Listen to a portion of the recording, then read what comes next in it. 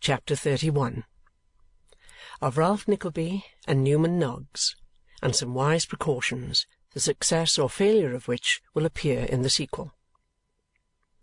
In blissful unconsciousness that his nephew was hastening at the utmost speed of 4 good horses towards his sphere of action, and that every passing minute diminished the distance between them, Ralph Nickleby sat that morning occupied in his customary avocations, and yet unable to prevent his thoughts wandering from time to time back to the interview which had taken place between himself and his niece on the previous day.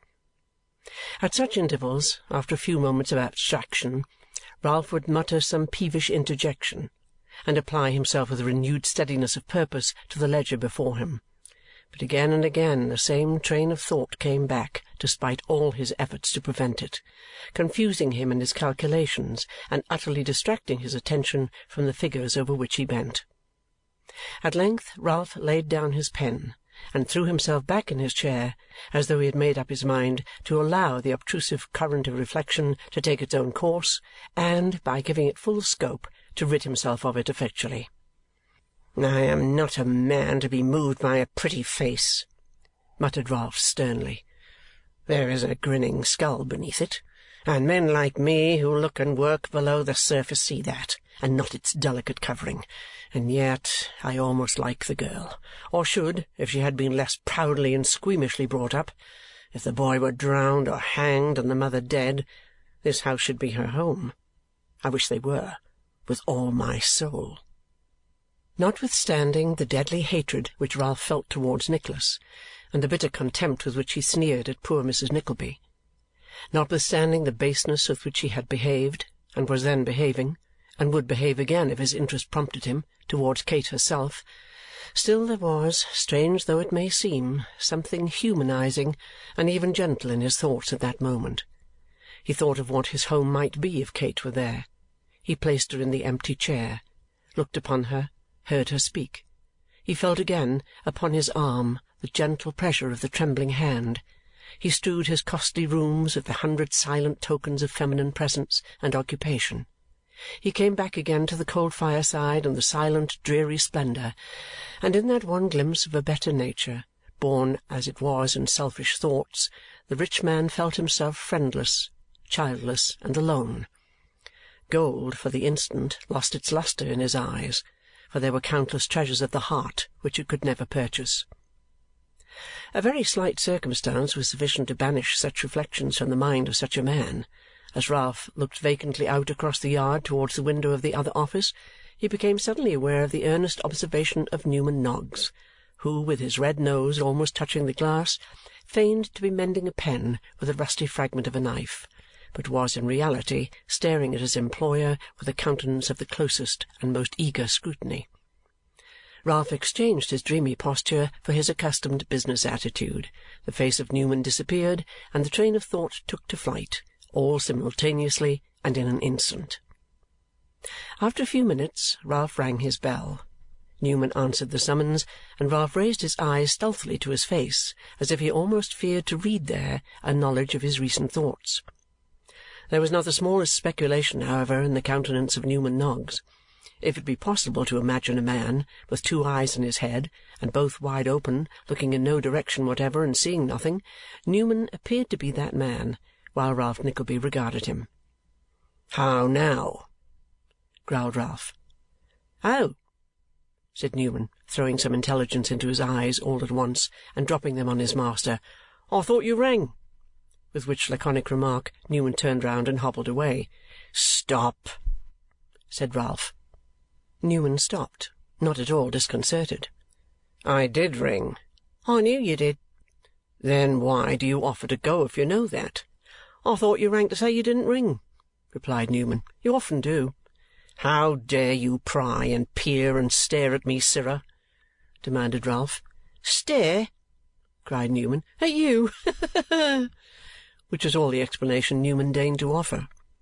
"Be careful, sir," said Ralph, looking steadily at him. "Let me have no drunken fooling here. Do you see this parcel?"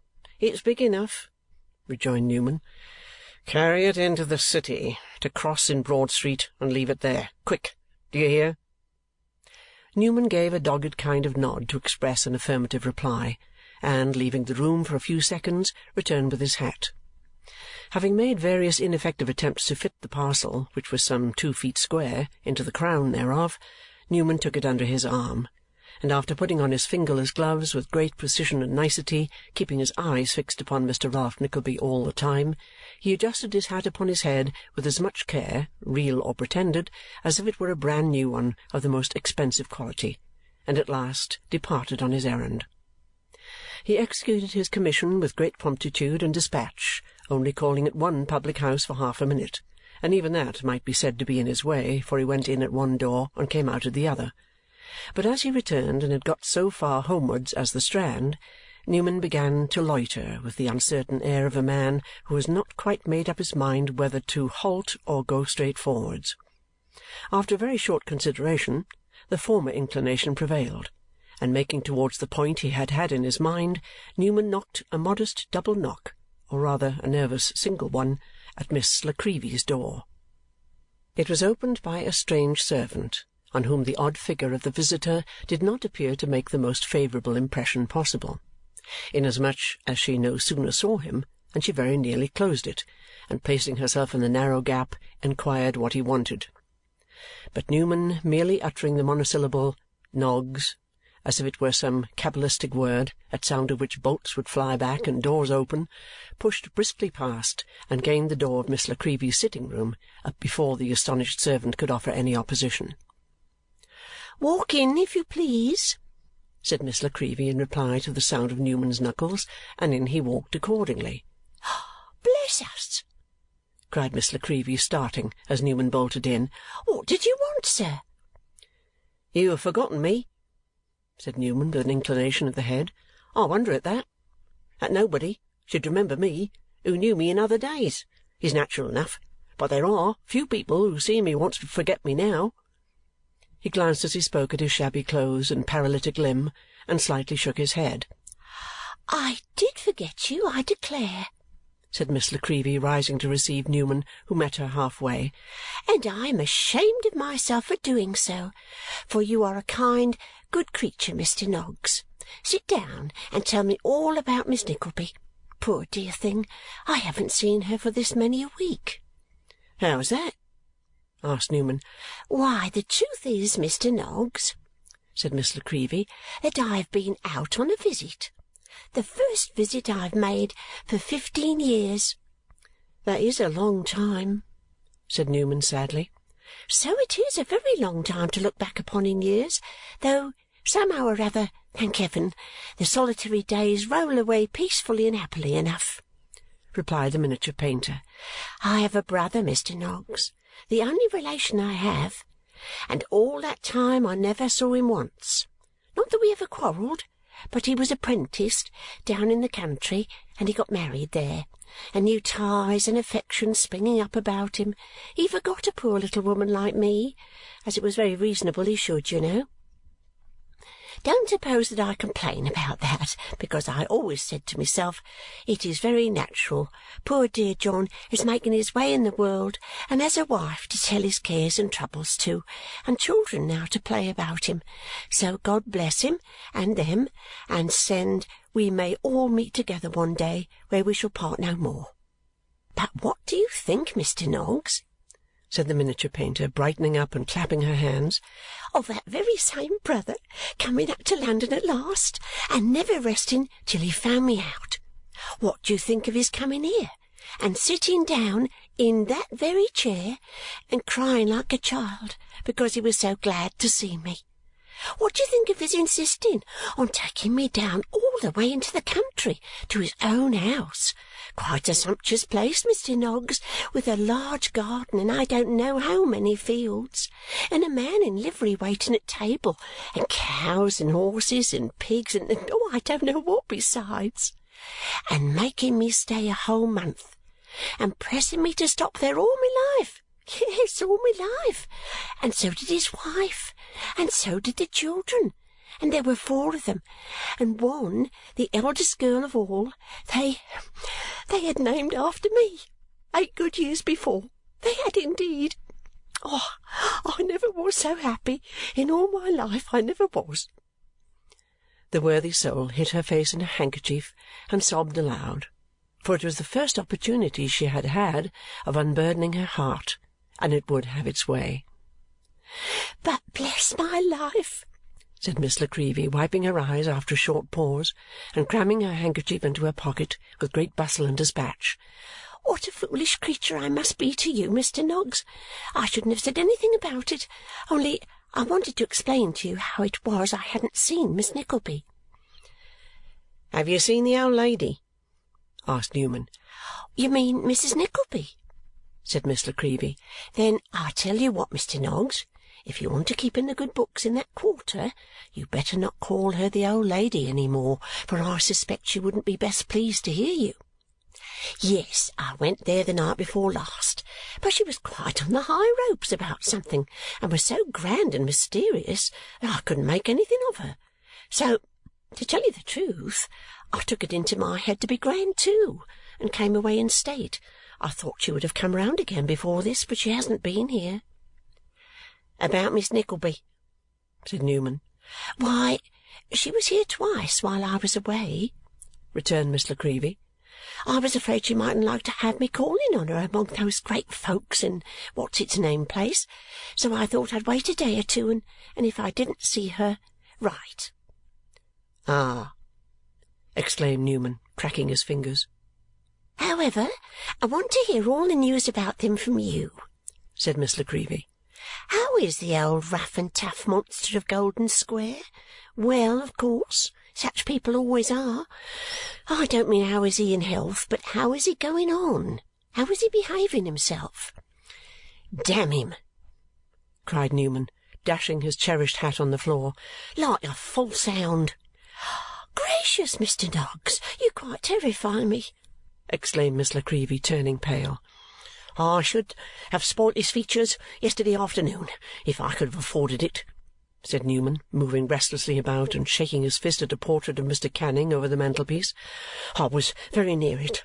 I was obliged to put my hands in my pockets and keep them there very tight. I shall do it some day in that little back parlour. I know I shall. I should have done it before now if I hadn't been afraid of making bad worse. I shall double-lock myself in with him and have it out before I die. I'm quite certain of it." "Oh, I shall scream if you don't compose yourself, Mr. Noggs," said Miss La Creevy. "I'm sure I shan't be able to help it." "Never mind," rejoined Newman, darting violently to and fro. "He's coming up to-night. I wrote to tell him. He little thinks I know. He little thinks I care. Cunning scoundrel! He don't think that. Not he, not he. Never mind. I thought him. I, Newman Noggs. Oh, the rascal!" Lashing himself up to an extravagant pitch of fury, Newman Noggs jerked himself about the room with the most eccentric motion ever beheld in a human being, now sparring at the little miniatures on the wall, and now giving himself violent thumps on the head as if to heighten the delusion, until he sank down in his former seat quite breathless and exhausted. "There!" said Newman, picking up his hat. "That's done me good. Now, I'm better, and I'll tell you all about it." It took some little time to reassure Miss La Creevy, who had been almost frightened out of her senses by this remarkable demonstration, but that done, Newman faithfully related all that had passed in the interview between Kate and her uncle, prefacing his narrative with a statement of his previous suspicions on the subject and his reasons for forming them, and concluding with a communication of the step he had taken in secretly writing to Nicholas. Though little Miss La Creevy's indignation was not so singularly displayed as Newman's, it was scarcely inferior in violence and intensity. Indeed, if Ralph Nickleby had happened to make his appearance in the room at that moment, there is some doubt whether he would not have found Miss La Creevy a more dangerous opponent than even Newman Noggs himself. "God forgive me for saying so," said Miss La Creevy as a wind-up to all her expressions of anger, "but I really feel as if I could stick this into him with pleasure." It was not a very awful weapon that Miss La Creevy held, it being in fact nothing more or less than a black-lead pencil. But discovering her mistake, the little portrait painter exchanged it for a mother-of-pearl fruit-knife, wherewith, in proof of her desperate thoughts, she made a lunge as she spoke, which would have scarcely disturbed the crumb of a half-quartern loaf. "She won't stop where she is after to-night," said Newman. "That's a comfort." "Stop!" cried Miss La Creevy. "She should have left there weeks ago." "If we had known of this," rejoined Newman. "But we didn't. Nobody could properly interfere but her mother or brother. The mother's weak, poor thing, weak. The dear young man will be here to-night." "Heart alive!" cried Miss La Creevy. "He will do something desperate, Mr. Noggs, if you tell him all at once." Newman left off rubbing his hands and assumed a thoughtful look. "Depend upon it," said Miss La Creevy earnestly, "if you're not very careful in bringing out the truth to him, he will do some violence upon his uncle, or one of these men, that will bring some terrible calamity upon his own head, and grief and sorrow to us all." "I never thought of that," rejoined Newman, his countenance falling more and more.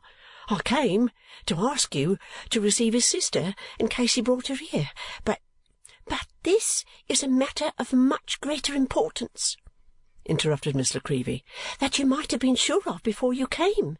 But the end of this nobody can foresee, unless you're very guarded and careful." "What can I do?" cried Newman, scratching his head with an air of great vexation and perplexity. "If he was to talk of pistoling them all, I should be obliged to say certainly, serve him right." Miss La Creevy could not suppress a small shriek on hearing this, and instantly set about extorting a solemn pledge from Newman that he would use his utmost endeavours to pacify the wrath of Nicholas, which, after some demur, was conceded. They then consulted together on the safest and surest mode of communicating to him the circumstances which had rendered his presence necessary.